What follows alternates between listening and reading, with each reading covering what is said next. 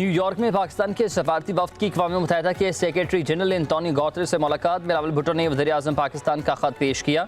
पहलगाम हमले के बाद की सूरत हाल में पाकिस्तान के मौक़िफ़ से आगाही, भारत की जानिब बेबुनियाद और कबल अज़ वक्त इल्ज़ामात को सख्ती से मुस्तरद कर दिया।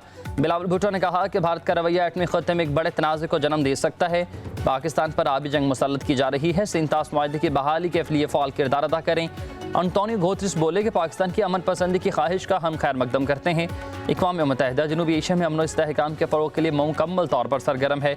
कशीदगी में कमी और तनाज़ात के पुरअमन हल के लिए तमाम कोशिशों की मुकम्मल हिमायत को जारी रखेंगे। पाकिस्तानी वफ्द की UN हेडक्वार्टर में फ्रांस के मुस्तकिल मंदूब से मुलाकात। पाकिस्तान का मुकदमा रखा। जेरोम बोनाफो को भारतीय जरहियत पर ब्रीफिंग दी।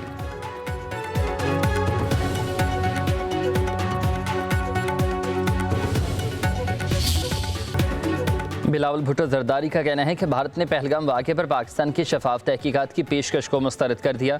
भारत ने सरहदी हुदूद की खिलाफ वर्जी की है और शहरी आबादी को निशाना बनाया। पाकिस्तानी जवाबी कार्रवाई में भारत के 6 तैयार मार गिराए। बिलावल भुट्टो जरदारी की न्यूयॉर्क में प्रेस कॉन्फ्रेंस कहा कि भारत पानी को बतौर हथियार इस्तेमाल कर रहा है। पानी रोक लिया जाए तो हम खामोश कैसे बैठेंगे। मोदी का मकबूजा कश्मीर और नेतन का फ़लस्तीन में जुल्म एक जैसा ही है। पाकिस्तान ने भारत के खिलाफ कोई जारहाना इक़दाम नहीं किया। मज़ाकरात ही अमन का वाहिद रास्ता है। पाकिस्तान हर किस्म की दहशतगर्दी की मज़म्मत करता है। हमने दहशतगर्दी के खिलाफ जंग भी भारी कीमत चुकाई। चीनी मीडिया के इंटरव्यू में कहा कि सच तो ये है कि भारत जंग हार गया है। पाकिस्तान बातचीत के लिए तैयार है। भारत के इनकार से यह बात वाज़ेह है कि मौजूदा हालात साजगार नहीं।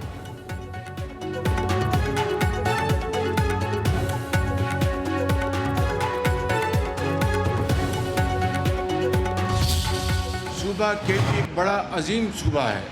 मैंने हमेशा अपनी तकारीर में कहा कि ये पाकिस्तान के खूबसूरत तरीन सूबों में है, जहाँ पर बर्फ़पोश पहाड़ हैं, वादियाँ हैं, खूबसूरत इलाके हैं और उसके साथ इंतहाई दलेर गयूर अवाम हैं।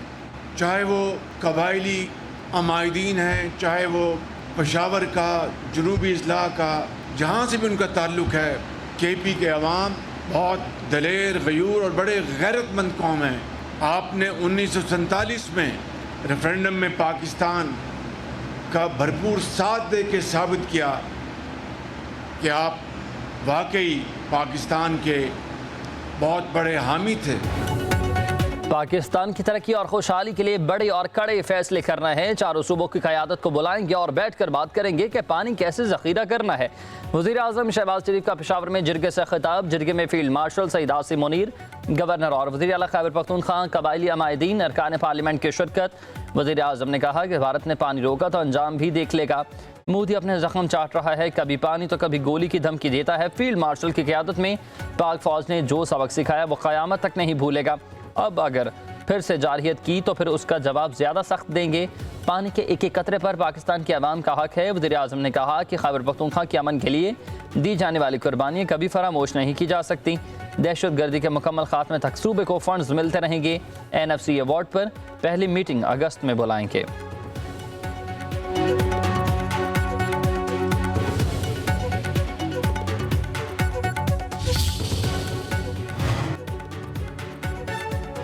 वज़ीर आज़म के मुआविन ख़ुसूसी तारिक फ़ातमी का दौरा रूस। वज़ीर ख़ारजा सरगई लारूफ से मुलाकात। तारिक फ़ातमी ने वज़ीर आज़म शहबाज शरीफ का सदर पुतिन के नाम ख़त भी हवाले किया। मुलाकात में तवानाई और तजारत समेत अहम अमूर पर गुफ्तगू। रूसी वज़ीर ख़ारजा को जनूबी एशिया की सूरत हाल से मुतल्लिक़ आगाही। कहा कि पानी रोकने और सिंतास मुआहदे की मअतली से कशीदगी बढ़ेगी। रूसी वज़ीर ख़ारजा का पाकिस्तान के साथ दो तरफ़ा ताउन पर इत्मीनान का इज़हार।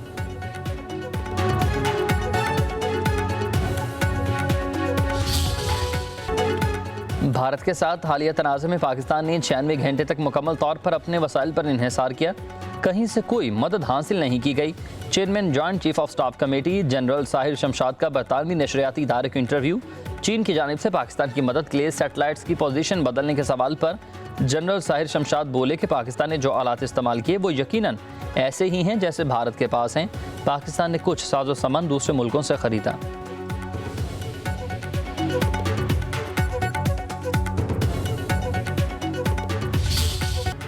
बलूचिस्तान कभी पाकिस्तान से अलहदा नहीं हो सकता। ये हमारी मईशत और सकाफत में रचा बसा है। फितनाल हिंदुस्तान के एजेंट बलूचिस्तान की तरक्की के दुश्मन है। भारत बलूचिस्तान में दहशतगर्दी का सरपरस्त है और पूरे खित्ते में अदम इस्तेहकाम की जड़ है।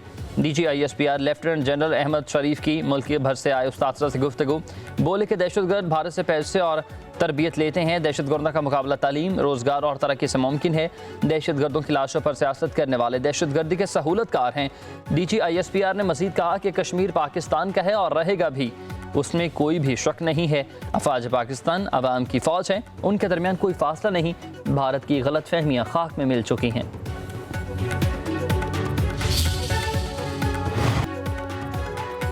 कराची की मलिर जेल से कैदियों के फरार पर सिंध हुकूमत का सख्त एक्शन। IG जेल खाना जात को ओहदे से हटा दिया गया।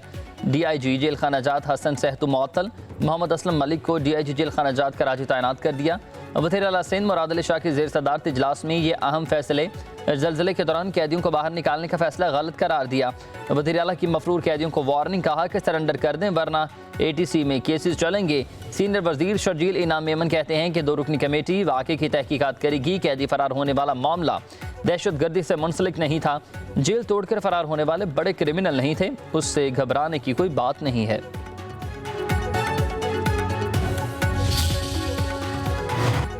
भारतीय एतराज़ात मुस्तरद। एशियाई तरक्याती बैंक ने पाकिस्तान के लिए $800 मिलियन का पैकेज मंजूर कर लिया। पाकिस्तान को $300 मिलियन पॉलिसी कर्ज और $500 मिलियन की गारंटी मिलेगी। कर्ज तरक्याती मनसूबों के लिए नहीं है, बल्कि ज़र मुबादला के ज़खायर की सपोर्ट के लिए है। ADB की गारंटी से पाकिस्तान में $1.5 अरब की गैर मुल्की कर्ज हासिल कर सकेगा। ADB में पाकिस्तान के नुमाइंदे नूर अहमद का भारत पर दहशतगर्दी की माली मुआवनत का इल्ज़ाम। उधर एशियाई बैंक से फंड्स की मंजूरी के बाद पाकिस्तान स्टॉक एक्सचेंज में तेज़ी। 100 इंडेक्स 1100 से ज़ायद पॉइंट्स के बाद 1,20,000 से भी बढ़ गया।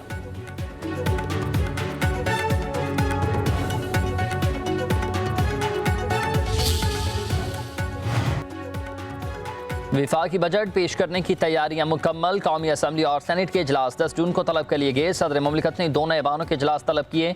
कौमी असम्बली का इजलास शाम 5 बजे, सेनेट का 6 बजे होगा।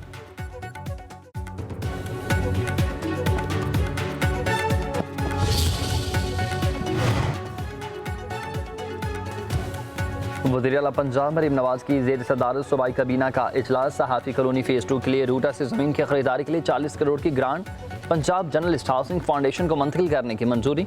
लाहौर में मेडिकल सिटी के क़याम के लिए ज़मीन के हुसूल और हस्पतालों में फर्नीचर और आलात की फराहमी के लिए फ़ंड्स की मंजूरी। पंजाब हुकूमत की हेलीकॉप्टर की overhauling. Punjab airport limited company बनाने के लिए मुख्तलिफ अजला में इलेक्ट्रिक बसें चलाने का इंकशाफ। इंटरेस्ट फ्री इलेक्ट्रिक टैक्सेस की फराहमी की भी मंजूरी।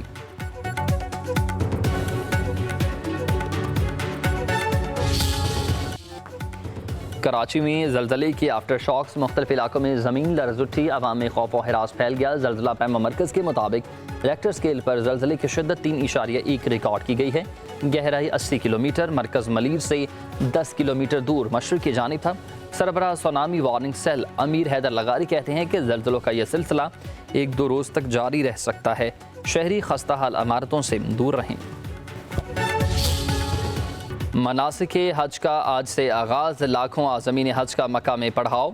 खाना काबा का तवाफ़, लब्बैक अल्लाहुम्मा लब्बैक की सदाएं। शदीद गर्म मौसम में आज़मीन की हिफाजत के लिए ख़ुसूसी इक़दामात किए गए।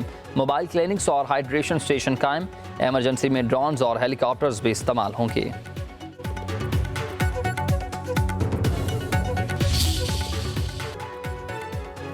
और लाहौर समेत पंजाब के मुख्तलिफ हिस्सों में बादलों के डेरे। कई शहरों में हल्की बारिश। ठंडी हवाओं ने मौसम खुशगवार बना दिया। पत्तों की मंचनाबाद, चिश्तिया, ननकाना साहब, साहिवाल, ओकाड़ा और गिरदनवाह में बादल बरसे। इस्लामाबाद, रावलपिंडी, अटक और दीगर इलाकों में भी बारिश मुतवक्की है। खैबर पख्तूनख्वा में 12 घंटों में बारिश की पेशगोई। महकमा मौसमियात के मुताबिक ईद के अयाम में मैदानी इलाकों में मौसम गर्म और खुश्क रहेगा। 7 से 9 जून के दौरान दीर, सवात, चतराल, कोहिस्तान और मानसहरा में बारिश होगी।